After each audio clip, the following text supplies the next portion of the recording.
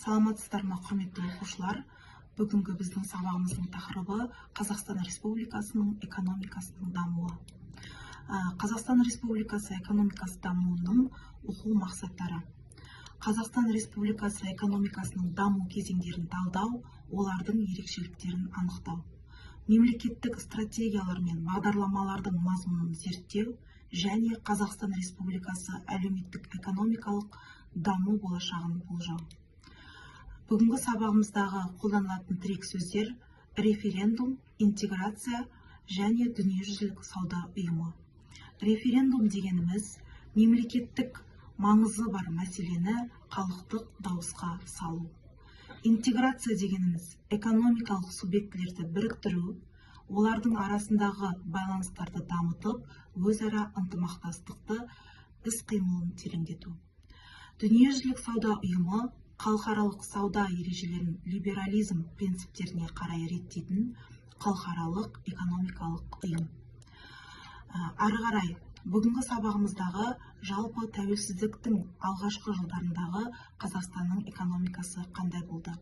Бірінші, тәуелсіздіктің алғашқы жылдарында жоспарлы экономикадан нарықтық жүйеге көшу оңай тимеді. Екінші, КСРО-ның одақтас республикалары арасында экономикалық байланыстар үзіліп, бір-бірінен алшақтай бастады. Негізгі тұтыну тауарларының жетіспеушілігі байқалды.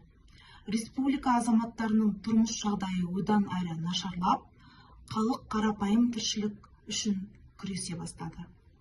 1993-94 жылдары өнеркәсіптік өндіріс көлемі 2 есе, ауыл шаруашылықта 3 есе және транспорт, жүк тасымалдау 3-тен 2-ге қысқарды.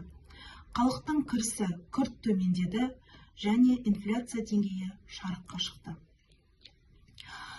Тәуелсіздіктің жылдарындағы Қазақстан Республикасы тәуелсіздік қарсаңындағы аса ауыр жағдайда Қазақстан Республикасының тұңғыш президенті елбасы Нұрсұлтан Әбішұлы Назарбаев одаққа бағынышты мемлекеттік кәсіпорындар мен ұйымдарды Қазақ КСР үкіметінің басқаруына көшіру жөнінде жарлық шығарды. Қазақстан Республикасының тұңғыш президенті егемендіктің алғашқы күндерінен бастап мемлекет басшылығы алдымен экономика, содан соң саясат деген жолды таңдады. Қазақстан Республикасының экономикасының дамуының 3 кезеңі. Бірінші кезең бізде 1991 жылдан 1994 жыл аралығын қамтиды. Екінші кезең 1995 жылдан 1999 жыл аралықтарын қамтиды. Үшінші кезең бізде 2000 жылдан бастап қазіргі уақытқа дейінгі аралықты қамтиды. Бірінші кезеңде Қазақстанда жоспарлы социалистік экономикадан нарықтық экономиканы құруға бағытталады. Бұл кезең экономикалық жағдай шиеленісіліп, құлдыраумен сипатталады. Жұмыссыздық өршіді. 1992 жылдың қаңтарында баға босатылды.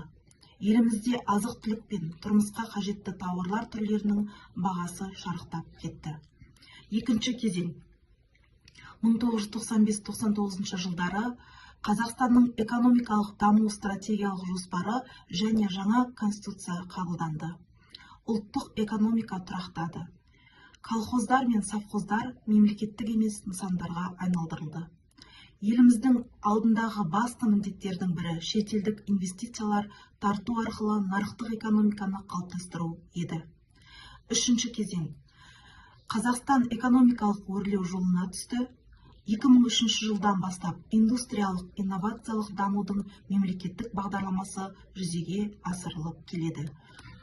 Соңғы 20 жыл ішінде елімізде 1000-нан аса жаңа кәсіпорын іске қосылды.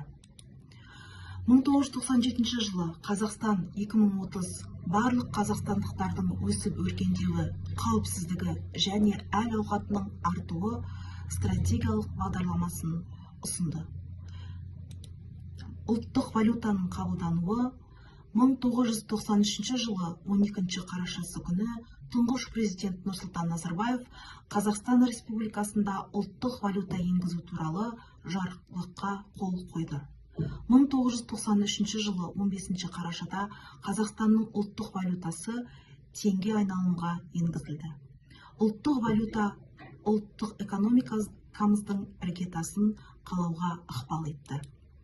1995 жылғы Қазақстан Конституциясы мен жаңа нарықтық экономика. 1995 жылы 30 тамызда бүкіл халықтық референдумда жаңа конституция қабылданды. Қазақстан президенттік басқару нысанындағы біртұтас мемлекет ретінде жарияланды. Парламент екі палатадан тұрды: бірінші мәжіліс және сенат. Жаңа конституцияның еліміздің тәуелсіздігін нығайту және әлеуметтік саяси реформаларды жүргізу үшін маңызы зор болды. Қазақстан Республикасының парламенті және жаңа нарықтық экономика. Қазақстан нарықтық экономика жолымен дамуға бет алған тәуелсіз ел ретінде белгіленді. Республикада мемлекет иелігінен алу мен жекешелендіру бағдарламасы қабылданды. Шетелдік инвестицияларды тарту, шағын және орта бизнесті дамыту тетіктерінің құқықтары негізінде бекітілді. Банк және қаржы жүйесі реформалары жүзеге асырылды. Аграрлық салада колхоздар мен совхоздар фермерлік шаруашылыққа айналдырылып, мемлекет монополиясы жойылды. 2015 жылы Қазақстанның дүниежүзілік сауда ұйымына кіруі.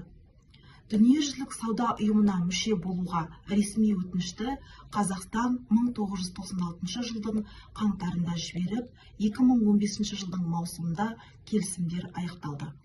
Қазақстан ДСО-ға кіру үшін 20 жылдай үлкен дайындық жүргізді.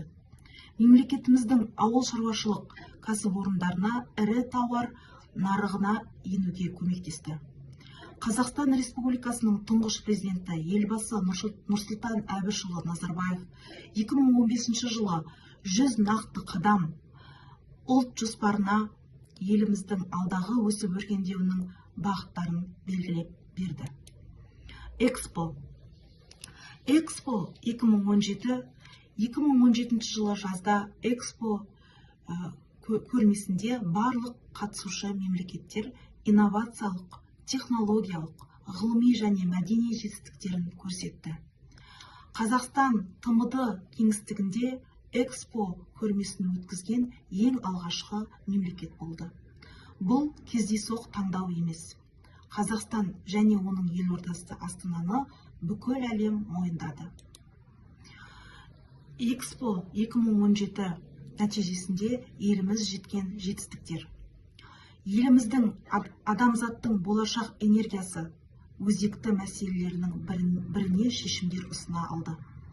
Экспо 2017 көрмесін 3 айдың ішінде 4 миллион адам тамашалаған. Қазақстан энергетика саласында жаңа технологияларға қол жеткізді. Елімізге жаңа инвестициялар, бүкіл әлемнің шағын және орта бизнесі тартылды. Экспо 2017 келешекте іс-шаралар өткізуге мүмкіндігі бар қуатты алаңға айналды. Көрменің өткізілуі дағдарысқа қарсы ірі жоба ретінде де жұмыс атқарды.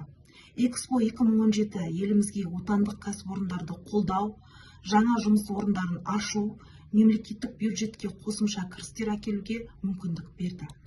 Ал енді осы түсіндірген тақырып бойынша сіздерге тапсырма берейін деп отырмын. Бірінші тапсырма: Қазақстанда жүргізілген жекешелендірудің 3 кезеңіне талдау жасаңыз. Екінші тапсырма: 1993 жылғы және 95 жылғы Конституцияны өзара салыстырып баға беріңіз. Үшінші тапсырма: Экспо 2017 халықаралық көрмесінің Қазақстанды экономикалық дамытуға қосқан үлесін сипаттаңыз. Үй жұмысы: үйге тақырыпты оқып мазмұндау және тақырып бойынша 10 жабық тест құрастыру.